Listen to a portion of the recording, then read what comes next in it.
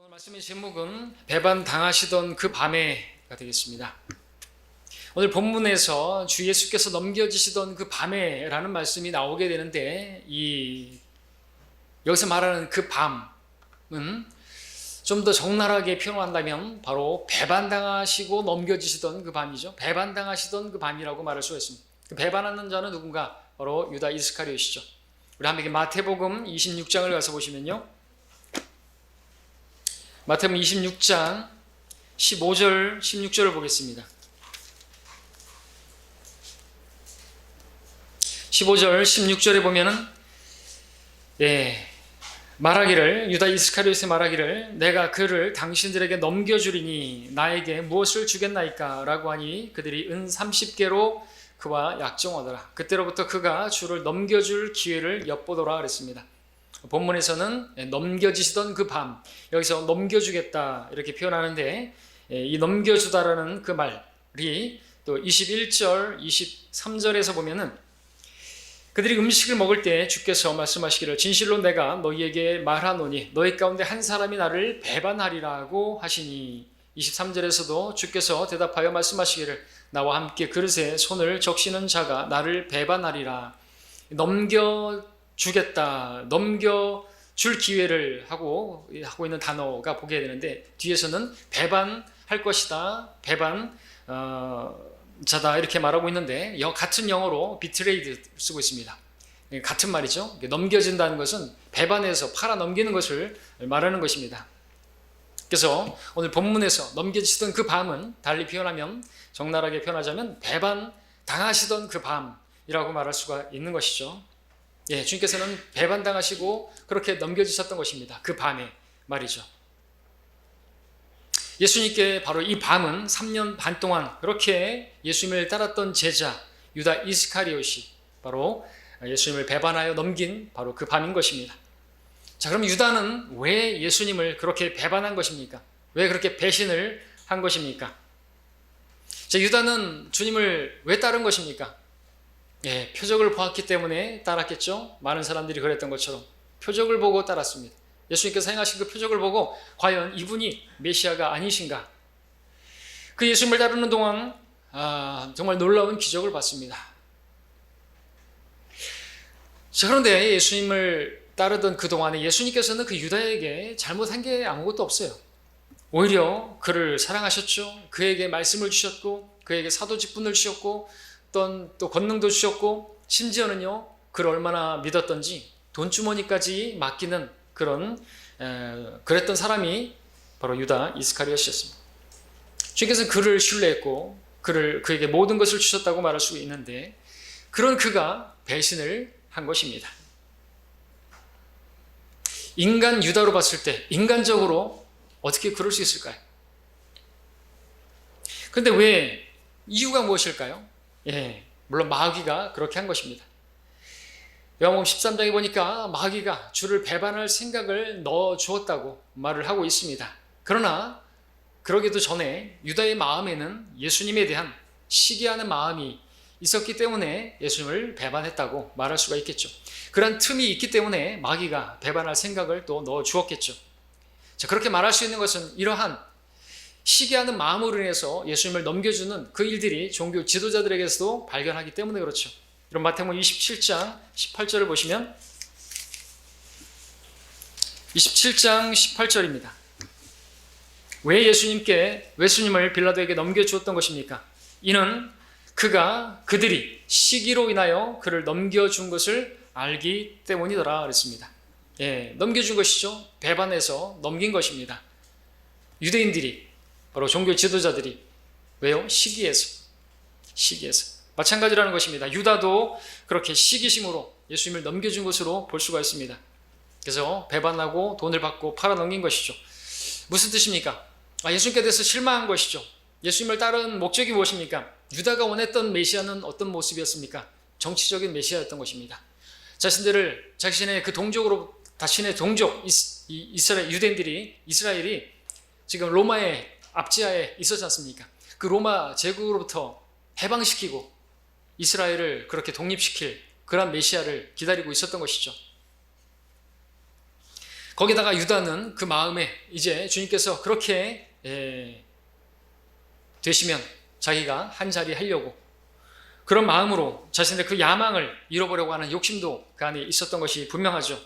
왜냐하면 그러한 야망이 다른 제자들에게서도 있었던 것을 보기 때문에 그렇습니다.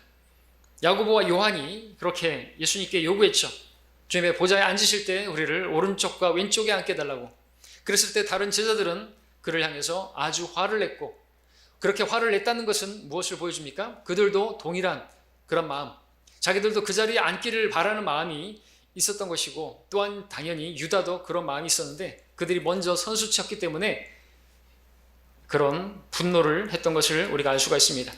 자, 그런 목적으로 따랐던 것이죠. 많은 사람들은, 무리들은 표적을 보고 빵을 얻기 위해서 그렇게 따랐던 무리들도 있었고, 가까이에서 따랐던 이 제자들도 예수님을 그와 같은 목적으로 그렇게 로마에서 해방시키고 그런 메시아, 그런 정치적인 메시아를 따랐는데, 예수님을 따르다 보니까 예수님은 어떤 모습을 보였습니까?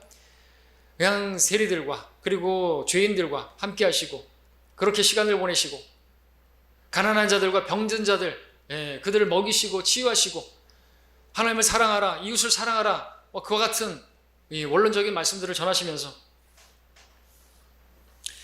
시간을 보내는 것입니다. 그렇게 3년 반이라는 길다면 긴 그런 시간을 보내는 동안 예수님의 모습은 변할 기미가 안 보였던 것이죠.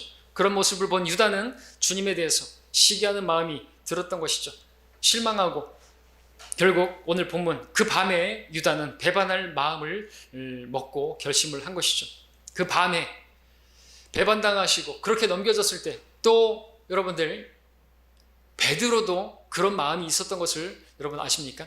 럭카 목사님 주석에 보니까 베드로가 3번을 부인하는 데 있어서 심지어는 저주하고 맹세까지 어떻게 할 수 있는 것입니까?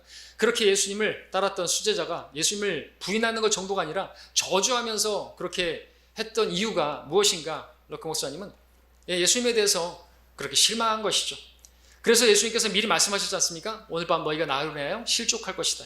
다른 무엇 때문에 실족하는 게 아니에요. 나로 인하여 실족할 것이다 라는 것이죠. 그게 무슨 뜻입니까? 예수님의 모습을 보고 실족하는 것이에요. 실망하는 것이죠. 그리고 시기심이 생기는 것입니다. 아니 왜 그렇게 바보같이 그렇게 끌려가는 것인가 이거죠. 아니 그렇게 능력이 많으신 분이 왜 마치 털 깎는 자 앞에 말이 없듯이 양이 그렇게 바보처럼 끌려가는 것인가? 왜 그렇게 하는 것인가? 그 모습에 화가 나서 난 저런 분을 모른다고 저주까지 하면서 그렇게 말했던 것이, 그리고 주님께서 하신 말씀처럼 사람들이 두려워서 그렇게 부인한 게 아니라 주님의 그런 모습 때문에, 곧 주님 때문에 실족한 것이죠. 나로 인하여 너희가 실족할 것이다. 나의 그런 바보 같은 모습에 실족할 것이다 라는 것이죠. 유다도 그런 마음이 있었던 것입니다. 아니 왜 그런 일들만 하시는 것인가? 왜 내가 원하는, 내가 기대하는 그것이 있었는데 그런 기대에 미치지 못하고 왜 저런 모습으로 저렇게만 하시고 언제 그렇게 나라를 세울 것인가? 왕국에 임할 것인가? 그렇죠? 회개하라 천국에 가까이 왔느니라고 시작해놓고 왜 이런 일들을 하시는 것인가? 그런 마음에 이제 실망하게 되고 이제 시기심을 가지고 이제 따랐던 거기에 대한 그 자기의 삶이 후회가 될 것이기도 하고, 이익이나 보자, 그리고 예수님을 은30에 팔아버리게 된 것이죠. 자, 그렇게 그 밤에 배반당하시고 그 제자들에게 배반당하시고, 베드로는 저주하고 다른 제자들은 도망치고 모른다고 그렇게 하는 그런 제자들에게 배신당하고 그렇게 넘겨지시는 주님의 마음을 한번 여러분 이 저녁이 아니라 이 오전에 한번 생각해 보시기 바랍니다. 주님의 마음이 어땠을까요? 그 마음을 좀 우리가 먼저 헤아리고 그 다음에 또 우리에게 주시는 말씀을 보고자 하는데요. 함께 우리 시편 41편을 함께 보도록 하겠습니다. 자, 주님께서는 근데 이런 배반당하실 일조차도 이미 다 알고 계셨습니다. 하나님은 다 미리 내다보시는 전지하신 하나님이시기 때문에 그렇죠. 이 말씀은 교리적으로 분명히 유다 이스카리옷에 대한 그런 말씀인데, 여러분들이 알고 있던 그 유다 이스카리옷에 대한 교리적인 그런 부분들은 잠시 내려놓으시고 시편 41편 9절을 보시기 바랍니다.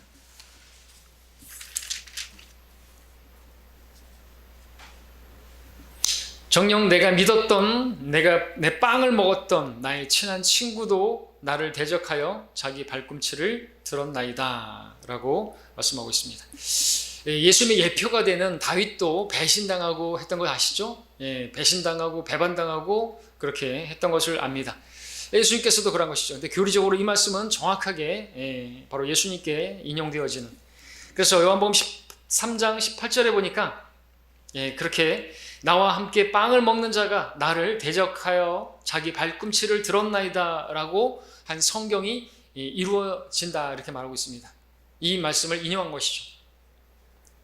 발꿈치를 들었다는 게 뭡니까? 아마도 유다 이스카리옷이 그렇게 예수님보다 월등히 키가 크지 않았던 모양입니다. 예수님도 평균 신장 그 정도는 되었던 모양입니다. 그래서 예수님의 이마에 키스를 하기 위해서는 뒤꿈치를 들어야만 했던 것이고, 우리는 여기서 적그리스도의 입맞춤이 바로 짐승의 표이고, 그 짐승의 표는 이마나 혹은 오른 손등에 받는다는 것을 우리가 알고 있습니다. 자, 여기 말씀해 보니까 시편에 정녕 내가 믿었던 이라는 말씀을 보게 되죠. 나의 친한 친구라는 말씀도 보게 되는 것입니다. 정녕 내가 믿었던, 내가 나와 함께 빵을 먹었던 그런 자이죠. 그리고 바로 그 빵을 먹고 잔을 마시는 그 만찬에서 바로 배반하는 유다 이스카리옷을 보여주고 있습니다. 내가 믿었던, 분명히 유다 이스카리옷, 그래서 돈주머니까지 맡겼겠죠. 아무에게나 맡기지 않겠죠. 친한 친구라고 부르셨습니다. 자, 우리 다시 마태복음으로 가서요. 시편에 여기 줄러 놓으시고 마태복음 26장 50절을 가서 보겠습니다. 26장 50절을 보시면은 예수께서 그에게 말씀하시기를 친구여 내가 무슨 일로 여기 왔느냐라고 하시더라. 그러자 그들이 와서 예수께 손을 대어 붙잡더라. 바로 앞에 49절에서는 곧 그가 예수께 와서 말씀드리기를 선생님 하며 주께 입맞추니 그랬습니다. 그 입맞출 때 발꿈치를 들었다라고 하는 요한복음 13장의 말씀 18절에 인용된 말씀이 나오고요. 여기서 친구여라고 부르고 있습니다. 아까 시편 41편에서도 친한 친구라고 불렀던 말씀을 기억합니다.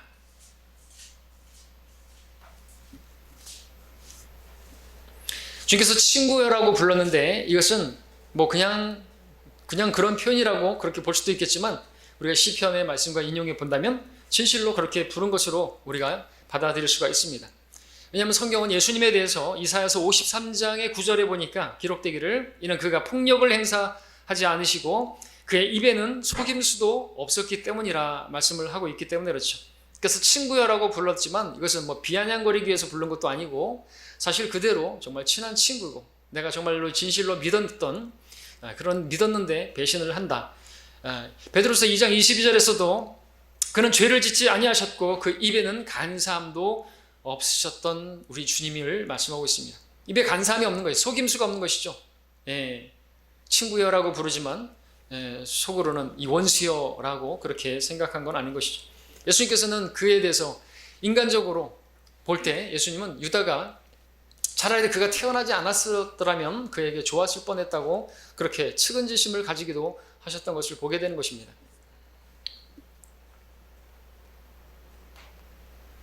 자, 그러니까 유다에 대해서 이렇게 대하셨던 것이죠. 그리고 유다는 또 그런 모습으로 있었습니다. 그러면 시편 이제 다시 시편으로 55편으로 가보겠습니다. 55편. 다시 여기서 다윗이 예수님의 예표가 되는 인물이라 그러한 배신당하는 그러한 일을 경험했던 사람이었죠. 아히도펠에게도 압살롬에게도 또 여러 사람들에게. 55편에 보면은요, 특별히 이 12절부터 14절까지 읽으면 나를 비난하는 자는 원수가 아니었으니 그랬더라면 내가 참을 수 있었으리라. 나를 대적하여 자신을 높인 자는 나를 미워하는 자가 아니었으니 그랬더라면 내가 그를 피하여 숨었으리라. 그러나 그는 바로 너로다. 나와 같은 사람이요 나의 안내자요 나의 벗이로다. 우리가 함께 다정하게 의논하였으며 우리 하나님의 집에 사람들과 함께 다녔도다 라고 말을 하고 있습니다. 자, 그러한 이 모습, 바로 다윗의 친한 친구, 바로 그러한 배신을 당했는데 예수님도 정확히 이와 같은 배신을 유다 이스카리옷에게 당했다 말할 수가 있죠. 유다, 나의 벗이로다 다윗은 말했는데 바로 예수님은 친한 친구였습니다. 함께 의논했다 그랬는데 3년 반 동안 함께 다니면서 그렇게 했겠죠. 하나님의 집에 사람들과 함께라고 했는데 다른 제자들과 함께 그렇게 다녔던 것이죠. 하나님의 집에 그랬는데 실제로 그 유다도 다른 제자들과 함께 예수님과 함께 성전에 하나님의 집에 아버지 집에 들어가기도 했었죠. 근데 그러한 유다가 예수님을 배반한 것입니다. 어떻게 그럴 수 있습니까? 주님을 따라봤자 자기가 원하는 것을 얻지 못할 것 같자 돈이라도 챙겨보겠다는 심산으로 그렇게 이익을 위해서 예수님을 팔았던 것입니다. 그런데 얼마에 팔았다고요? 은 30에 팔았습니다. 은 30의 가치가 어느 정도 되는 줄 아십니까? 아주 가치가 없는 것입니다. 은 30, 구약에 따르면요 여종의 몸값입니다. 노예시장에서 여자 종의 몸값이 은 30입니다. 구약시대 부자들은요 자신의 그 재산을 이야기할 때 이런 식으로 자랑했습니다. 나는 아내가 몇이요, 아들이 몇이고, 딸이 몇이고, 낙타가 몇이고, 소가 몇이고, 양이 몇이고, 그 다음에 남종이 몇이며 여종이 몇 명이다. 이런 식으로 맨 마지막에 나오는 여종이, 그 여종의 몸값이 은 30이다 라는 것이죠. 유다는 그렇게 예수님에 대해서 완전히 실망했고 시기하는 마음에 은 30에 그렇게 팔 정도로 예수님은 자신에게 쓸모없는, 이제는 더 이상 쓸데없는 그런 분이다라고 생각하고, 그렇게 종교 지도자들이 쓸데없다고 제쳐놓은 건축자들이 쓸데없다고 버린 그 돌이죠. 그렇게 쓸데없다고 버려버린 것입니다. 근데 그 버려진 돌이 모퉁이의 머릿돌이 되신 분이 예수님이신데, 쓸모없다고, 가치 없다고, 어느 정도로 가치 없는 것인가? 가장 가치 없는 그러한 재산, 여종의 값으로 그렇게 팔아넘긴 것입니다. 그 정도가 아니라 남종의 값도 아니었어요. 30에 팔았다는 것은, 자, 그렇게 팔렸다고 했을 때 그 정도로 가치가 없는 것으로 여겨졌다. 혹시 이것을 예수님께서 아실 수 있는 분이신데, 분명히 아시는 분이신데, 얼마나 그 당시에 그러한 일을 당했을 예수님의 그 모욕감과 어떤 그런, 어떻게 보면 수치심과 그런 것들을 여러분들이 한번 짐작해 보시기 바랍니다. 고작 은 30이라니 정신적인 충격이 있지 않았을까요? 모욕감 짐작해 볼 수 있겠습니까? 온 우주의 주인이신 분이십니다. 온 우주의 주이신 분이십니다. 그분께서 아무 가치도 없는 그런 정도에 팔리셨다는 것이죠. 이건 신성 모독 정도가 아니라 이건 모욕적인 것입니다. 인간적으로 그럴 수도 없는 것이죠. 자, 주님은 근데 이런 대접을 받으셨다는 것을 여러분들이 좀 기억해 보시기 바랍니다. 이런 대접을 받으셨어요. 이렇게 배반을 당하시고 그렇게 대가도 아주 싸구려에 넘겨주신 것이죠. 유다뿐만 아니죠. 다른 제자들은 예수님을 어떻게 했습니까? 예수님께서 붙잡히시자 다 도망쳐버렸습니다. 주님 하면서 따라 떠던 그들이. 마태복음 26장 56절을 보게 되면 26장으로 다시 오셔서 56절에 거기 보시면은 그때 모든 제자가 주를 버리고 도망가더라고 기록하고 있습니다.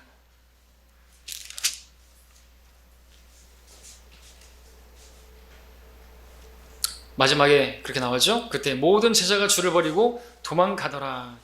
수제자였던 베드로는 어땠습니까? 33절에 그 26절 33절에 보니까 베드로는 이렇게 말했던 사람입니다. 전령 모든 사람이 주로 인하여 실족할지라도 주로 인하여 나는 실족하지 아니하겠나이다 라고 말을 했습니다. 35절에서는 또 이렇게까지 말했습니다. 베드로가 주께 말씀드리기를 설령 내가 주와 함께 죽을지언정 주를 부인하지 아니하겠나이다 라고 말했던, 다른 제자들도 그렇게 말했던 사람이었습니다. 그런데 그랬던 그가 어떻게 했습니까? 예수님을 버리고 도망갈 뿐만 아니라, 다른 제자들이 그랬을 뿐만 아니라 베드로는요 74절 가서 보시면 26장 74절에서 그가 저주하고 맹세하기 시작하며 말하기를 나는 그 사람을 알지 못하노라, 이렇게 정면으로 저주하면서 맹세하면서 버렸던 것이죠. 주님을 3번이나 부인했고, 자, 만일 여러분이 예수님께서 당하신 이와 같은 일을, 예수님은 실제로 당하셨는데 그대로 여러분들도 당하신다면 여러분의 마음이 어떠할까요? 정말 욱할 것이고 분노가 치밀 것이고 화가 날 것이고 입에서 욕이 나올 것입니다. 저들을 저주할 것입니다. 어떻게 나한테 이럴 수가 있어? 이런 XX 같은 이라고 막 그렇게 온갖 저주를 퍼붓지 않겠습니까? 그것이 우리죠. 우리의 한계가 거기까지입니다. 우리는 그 사람이 나에게 잘해줄 때까지, 적어도 나에게 해를 끼치지 않을 때까지, 거기까지. 그 사람이 나에게 해를 끼치고 배반하게 되면은 우리는 그 사람 얼굴도 보기 싫어합니다. 미워하고 저주하고 욕하게 되는 것이죠. 그런데 예수님은 어땠습니까? 예수님은 그러지 않으셨습니다. 주님께서는 친한 친구로 여겼던, 믿었던 그 제자로부터 배반당하시던 그 밤에, 넘겨지던 그 밤에, 이제 곧 자기를 버리고 도망갈 그 제자들을 향해서 저주하고 맹세하면서 그렇게 부인할 그 제자, 그럼에도 불구하고 주님께서는 그들에게 무엇을 하셨습니까? 다시 26장 26절을 보시기 바랍니다. 바로 그 밤입니다. 다 아시는 주님께서 26장 26절에서 말씀하시기를, 그들이 먹고 있을 때 예수께서 빵을 가지고 축복하신 후 떼어 제자들에게 주시며 말씀하시기를, 받아 먹으라, 이것은 나의 몸이니라 하셨습니다. 예수님께서 그들에게 자신의 몸이라 하시면서 축복하시고 빵을 떼어 주셨던 것입니다. 이것은 무엇입니까? 예수님께서 십자가에서 자신의 몸을 그들을 위해서 주시는 것이죠. 자신을 배반하고 저주하고 부인할 그들을 위해서 예수님께서 당신을, 몸을 주시겠다라는 것입니다. 그 몸을 주시는 이유는 뭡니까? 바로 그들의 죄, 자신들의 그 죄들을 담당하시고 그 죄에 대한 형벌을 대신 받으시기 위함이고 그들을 구원하시기 위함이었던 것이죠. 주님께서 주신 그 몸, 그것은 제자들만을 위한 것이 아니라 오늘 저와 여러분들을 위해서도 주신 몸인 것입니다. 왜냐하면 우리도 이 제자들과 다르지 않은, 주님을 배반하고 경건치 않았던 자들이었고 원수들이었고, 우리가 바로 그와 같은 하나님의 원수들이었기 때문에 그렇습니다. 또 26장 27절 28절도 계속 읽어보면, 또 잔을 가지고 감사를 드린 후 그들에게 주시며 말씀하시기를, 이것을 모두 마시라, 이는 이것이 죄들을 사하심으로 인하여 많은 사람들을 위하여 흘리는 나의 새 언약의 피이기 때문이라 말씀하셨습니다. 자, 예수님께서 자신을 부인하고 배반하고 저주하고 그런 자들을 위해서 피를 흘리시겠다, 피를 주시겠다 말씀하고 계시는 것이죠. 어떻게 이러실 수가 있는 것입니까? 자신의 생명을 내어주겠다는 거죠. 몸과 살과 피를 내어주겠다고 말씀하시는 것입니다. 자, 주님께서 주시는 이 피는 새 언약의 피라고 말씀하십니다. 예수님의 이 피는, 이 흘려진 피는 우리의 죄들을 정결케 하기 위한 흘려진 피인 것입니다. 그 피를 통해서 우리가 구속, 그 죄들의 용서함을 받게 되었습니다. 여러분은 지금 무엇을 보고 계십니까? 너무나 잘 아는 이 말씀을 여러분 보고 계시는데 무엇을 깨닫게 되십니까? 우리는 지금 주님께서 제자들에게 배반당하시던 그 밤에 일어난 그 일을 보고 있는 것입니다. 자신들을 배반하고 그렇게 부인하고 저주하게 될 그 제자들을 위해서, 그들을 위해서, 그럼에도 불구하고 그들에게 자신을 내어주시는 우리 주님을 우리는 보고 있는 것입니다. 놀랍지 않습니까?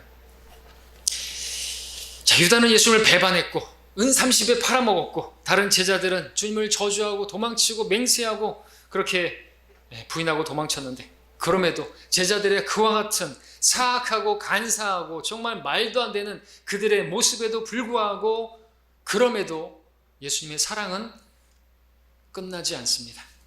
그러한 것들이 예수님의 사랑을 끊을 수가 없었습니다. 잔혹하게 상처를 입게 될 것이고 혹독하게 채찍질 당하시고 십자가에 못 박히실 것도 다 아시는데도 불구하고, 그렇게 완전히 거부당하실 것을 다 아심에도 불구하고, 그럼에도 그분의 사랑은 끊어지지를 않고 있습니다. 성경은 말씀하십니다. 하나님은 사랑이시라. 바로 예수님은 바로 그 하나님의 사랑을 보여주고 계시는 것입니다. 자기를 배반하고 저주하고 부인하고 도망하는 그들을 위해서 자신의 모든 것을 내어주시는 우리 주님을 여러분들 보시기 바랍니다. 이러한 사랑을 받은 저와 여러분들인 것이죠. 이러한 사랑을 받은 자로서, 이러한 사랑을 알게 된 자들에게 하나님께서, 우리 주님께서 원하시는 바가 뭡니까? 이와 같이 너희도 서로 사랑하라. 이와 같이 주님께서 하신 것처럼, 그리스도께서 나를 용서하신 것처럼 너희도 서로 용서하라 말씀하십니다. 그러면은 문자적으로 여러분을 배신한, 여러분이 원수처럼 여기는 사람에 대해서도 어떻게 하라는 것입니까? 사랑하라는 것이죠. 용서하라는 것이죠. 여러분을 미워하는 사람에 대해서도요, 여러분 자신을 주라는 것입니다. 여러분의 몸을 주라는 것이죠. 섬기라는 것입니다. 그렇게 하고 계십니까? 그렇게 할 수 있어야 그리스도인이죠. 예수님의 그 죽으심을 아는 사람인 것이죠. 머리로 많은 교리를 알고, 중요합니다. 중요해요. 성경적 지식, 진리의 지식에 이르라고 했으니까 중요합니다. 근데 정작 우리 주님을 모르고 있지는 않은 것인가? 주님의 죽으심을 모르고 있지는 않은 것인가? 주님께서 이와 같이 우리를 위해서 죽으시고 하신 것을 안다면 그렇게 하는 것이죠. 같은 주님의 사랑을 안다면 우리도 그렇게 사랑해야 되는데, 우리 사랑은 어떤 것입니까? 어떻게 여러분 사랑하고 계십니까? 그 사람이 여러분에게 용서를 구하기 전까지는 여러분도 용서하지 않겠다, 그런 마음으로 있지 않습니까? 그 상대가 나에게 잘해줄 때까지 나는 절대로 잘해주지 않겠다, 그러고 있지 않습니까? 그가 나를 배반한다? 그러면 여지없지 않습니까? 등 돌리고 쳐다도 안 보고 욕하고 저주하고 있지는 않습니까? 그리고 그런 사람에 대해서 미워하고 내가 받은 상처에 비할 수 없는 그러한 보복으로 보복하고 욕하는 것은 정당한 일이라고 생각하고 있지는 않습니까? 눈에는 눈이요, 이에는 이라, 이렇게 생각하고 있지 않습니까? 그런데 이게 구약의 율법 아닙니까? 신약의 예수님은 무엇입니까? 예수님은 사랑이십니다. 그 사랑은 어떤 사랑입니까? 포기하지 않는 사랑이고 끝까지 사랑하는 것이고 먼저 사랑하는 사랑입니다. 맞습니까? 이거 다 아시죠? 근데 그렇게 하셔야죠. 우리 한번 요한복음 13장 가서 보겠습니다. 이제 똑같은 바로 그 밤으로 가겠습니다. 요한복음 13장에서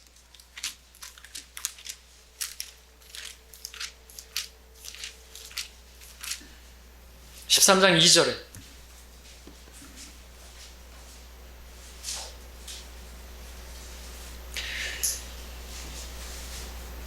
13장 1절을 먼저 보겠습니다. 6월절 전에 예수께서 이 세상에서 떠나 아버지께로 가야 할 자기 때가 된 것을 아시고 세상에 있는 자기 사람들을 사랑하시되 그들을 끝까지 사랑하시니라 말씀하고 있습니다. 자, 이때를 보면 본문과 또 마태복음 본문과 동일한 때인 것을 볼 수 있습니다. 주님의 사랑은 놀라운 사랑인 것입니다. 왜 놀라운 사랑인 것입니까? 이제 그들을 사랑하는데 그들을 끝까지 사랑하신다. 포기하지 않는 사랑이다. 근데 그 자기를 배반할 자까지도 섬기는 사랑을 보게 되는데, 2절을 보시면 저녁 식사가 끝나자 마귀가 이미 시몬의 아들 유다 이스카리ot의 마음속에 주를 배반할 생각을 넣은지라 말씀하고 있습니다. 유다는 예수님을 배반할 자인 것입니다. 주님 모르지 않습니다. 뿐만 아니라 다른 제자들은 부인할 것을 미리 말씀하셨습니다. 실족할 것을 말씀하셨습니다. 네가 나를 안다는 사실을 닭이 울기 전에, 2번 울기 전에 내가 3번이나 부인할 거라고 그렇게 저주까지 할 것을 다 아시는 주님이셨습니다. 전지하신 분이셨습니다. 모든 걸 다 알고 계시는 분이셨습니다. 그래서 예수님의 사랑이 더욱더 놀랍다는 것이죠. 여러분들이라면 여러분을 부인하고 여러분을 배반하고 여러분을 욕하고 뒤에서 험담하는 그러한 사람들을 앞에 놓고 여러분들 여전히 그들을 사랑할 수 있습니까? 아무렇지 않게가 아니라 진심으로 그렇게 사랑할 수 있습니까? 내가 그럴 수 있어야 되는 거죠. 나를 배반한다 할지라도, 부인하는 그러한 사람이랄지라도 주님께서 그처럼 그들을 사랑으로 섬기셨던 것입니다. 발을 씻겨주셨던 것입니다. 왜냐하면 주님께서 그렇게 하신 거예요. 그것이 주님의 사랑이라고 말하고 있습니다. 변함없는 사랑. 자기 사람들을 사랑하시되 끝까지 사랑하시니라. 그래서 우리는 구원의 확신을 갖는 것입니다. 우리가 구원받은 이후에도 계속해서 발을 씻어야 하는 그러한 죄를 짓는 그러한 우리임에도 불구하고, 우리가 어떠한 사람인 것을 다 아시면서도 불구하고 우리를 사랑하신 것입니다. 우리가 주님 믿고 구원받은 이후에도 제자들과 똑같이 그렇게 주님을 부인하고 또 부인하고 했던 적이 얼마나 많습니까? 주님을 안다는 사실을 부끄럽게 여기고, 주님을 자랑하기를, 주님을 증거하기를 부끄럽게 여기고 했던 저와 여러분들이 아닙니까? 그럼에도 불구하고 여러분들, 그렇게 우리가 주님을 부인하고 한다 할지라도 주님의 사랑은 끝나지 않는 것입니다. 우리를 향한 사랑은 포기되어지지 않는 것이죠.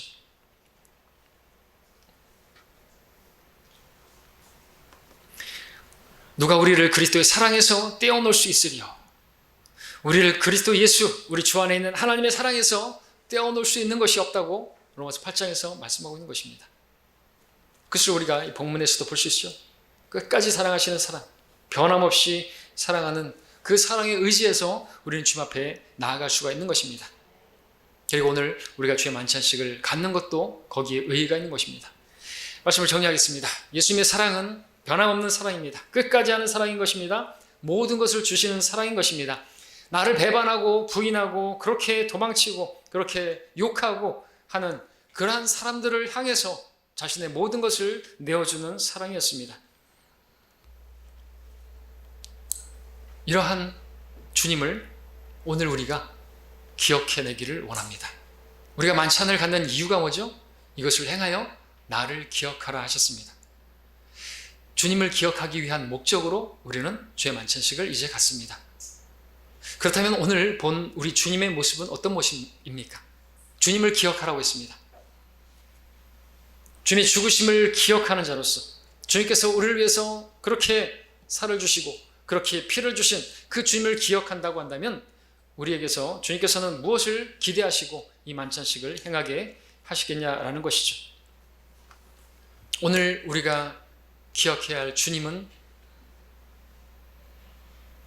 그 주님을 우리가 기억한다면 우리는 이제 이렇게 행해야 됩니다. 주님처럼 나를 무시하고 나를 업신여기고 나를 미워하고 나를 심지어 뒤에서 욕한다 할지라도 그러한 사람들에 대해서, 그러한 소리를 들었다 할지라도 그에 대해서 여러분들 사랑할 수 있어야 되고 그에게 나를 줄 수 있어야 되는 거죠. 내 몸을 줄 수 있어야 됩니다. 내 시간을 줄 수 있어야 됩니다. 그들을 섬길 수가 있어야 되는 것이죠. 진심으로. 그렇게 하시겠습니까? 그렇게 하실 수 있어야 되는 것입니다. 그렇게 하겠노라고 여러분들 고백할 수가 있어야 하는 것입니다. 우리가 주님 따르다 보면요, 다윗도 그랬던 것처럼, 주님이 그러하셨던 것처럼 우리도 그런 일을 당할 수가 있습니다. 다른 사람들로부터 배반을 당하기도 하고 버림을 당하기도 하고 욕을 먹기도 하고요, 그런 아픔을 겪기도 합니다. 자, 그럴 때 우리가 육신적이라고 한다면 그런 상황 가운데서 그들을 그래도 섬기고 그들에게 그래도 하나님의 말씀을 전하고 그래도 하나님의 말씀으로 권면하고 그런 것이 불가능할 것입니다. 그러나 오늘 우리가 기억하게 된 주님을 우리가 기억한다면, 그리고 그분을 의지해서 행한다면 우리는 우리가 할 수 없는 그 불가능한 일을 그분을 통해서 할 수가 있을 것입니다. 내게 능력 주시는 그리스도를 통해서 내가 모든 것을 할 수 있느니라 말씀처럼 그분을 의지한다면, 내가 할 수 없다라는 것을 고백하고 나를 죽은 자로 여긴다면 내 안에 사시는 주님께서 그 일을 하게 하실 것입니다. 여러분, 어렵게 하는 사람 있습니까? 주님께 말씀드리십시오. 그를 용서하게 놓으라고, 그를 사랑하게 놓으라고, 그를 계속해서 섬기게 놓으라고 말씀을 드리시길 바랍니다. 그럴 때 주님께서 여러분 안에 사시는 거예요. 그럴 때 주님께서 역사하시는 것입니다. 그럴 때 여러분들이 행위가 주를 기쁘시게 하면 그 원수까지도 여러분 화목하게 해주실 것이고, 그가 구원받지 않았다면 구원받게 될 것이고, 구원받은 성도라고 한다면 주님께로 이끌림을 받게 될 것이죠. 여러분이 그걸 해야 되는 거죠. 머리로 다른 것을 많이 알고 주님에 관하여 많이 알지만 이 주님을 기억하지 않고 이 주님을 여러분들이 모르게 된다면 아무런 열매를 맺지 못하게 될 것입니다. 여러분들이 그렇게 행한다면 여러분 안에서 주님께서 역사하셔서 모든 미움으로부터 여러분들 자유케 하실 것이고, 여러분 그를 미워하고 그를 욕하고 그런 여러분들을 얼마나 괴롭습니까? 힘드십니까? 그 육신에서 자유케 하시는 분은 그리스도이십니다. 누가 이 사망의 몸에서 육신에서 나를 해방케 할 것인가? 그리스도 예수밖에 없습니다. 그분께 말씀드리십시오. 그를 용서하게 노라고, 그를 더 이상 미워하지 않게 노라고. 여러분들 그거 하고 만찬을 가지시기 바랍니다. 하지 않고 만찬을 갖는 것은 그건 몸에 죄를 짓는 것이죠. 왜냐하면 이 몸이 바로 교회의 지체들이기 때문에 그렇습니다. 자, 이제 만찬을 갖도록 하겠습니다. 잠시 머리 숙이시겠습니다. 잠시 결단을 하시고